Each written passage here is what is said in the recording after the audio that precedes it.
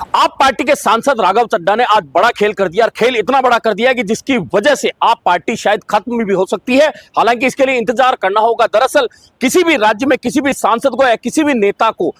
प्रभारी बनाकर भेजा जाता है तो उसकी जिम्मेदारी होती है कि उस राज्य में पार्टी को मजबूत बनाए। लेकिन पार्टी को मजबूत किसको बना रहे थे, यह बात आज साफ हो गई है कि राघव चड्ढा पिछले दिनों अचानक हीरो बन गए थे, जनता के हीरो इसलिए बन गए थे कि राज्यसभा में खड़े होकर वे रिचार्ज से जुड़े मुद्दे उठा रहे थे, अन्य मुद्दे उठा रहे थे, बैंकों से जुड़े मुद्दे उठा रहे थे। लोग सोच रहे थे कि इनसे बड़े सांसद कोई हो ही नहीं सकते। हालांकि वे जो मुद्दे उठा रहे थे उनसे सरकार का कोई लेना देना नहीं था और भाजपा को कोई परेशानी भी नहीं थी। और लेकिन शायद आपको यह बात भनक लग चुकी थी कि राघव चड्ढा कोई खेल करने वाले हैं, इसलिए उन्हें उपनेता पद से तुरंत हटा दिया गया था। हालांकि आपका जो संदिग्ध मामला जो शुरू हुआ था वह उस समय हुआ था जब आप नेताओं को जेल हुई थी शराब घोटाले में। उस समय राघव चड्ढा अचानक लंदन चले गए थे और उन्होंने पार्टी के पक्ष में कभी कोई बात नहीं की थी, कोई बयान नहीं किया था और लोगों को लग रहा था कि शायद राघव चड्ढा का बीजेपी के साथ में कोई गठजोड़ हो चुका है। हालांकि कोई क्लियर बात नहीं थी, लेकिन अब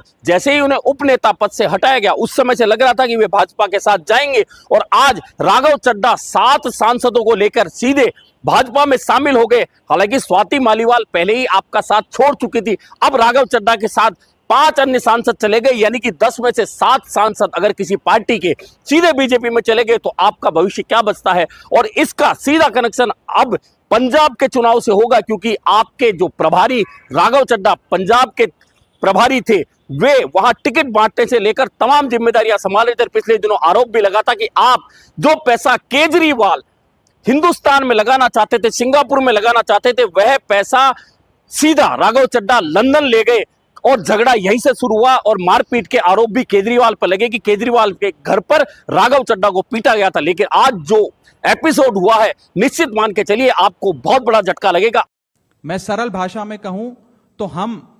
अपना करियर बनाने के लिए राजनीति में नहीं आए थे। हम लोग अपना करियर छोड़ के देश के लिए राजनीति में आए थे और यदि देश के लिए काम इस पार्टी में नहीं हो पा रहा है वो इसलिए क्योंकि अब आम आदमी पार्टी वो पुरानी वाली आम आदमी पार्टी नहीं रही। और अमित शाह जी से मैं कहना चाहता हूं, मोदी जी से कहना चाहता हूं, यह घिनौना खेल जो आम आदमी पार्टी के साथ आपने खेला है, यह घिनौना खेल जो पंजाब की जनता के साथ आपने खेला है, यह भगवंत मान की सरकार को रोकने का, उनके काम को बाधित करने का जो आपने प्रयास किया है, आपको भी इस गद्दारी और धोखेबाजी के लिए पंजाब की जनता कभी माफ नहीं करेगी।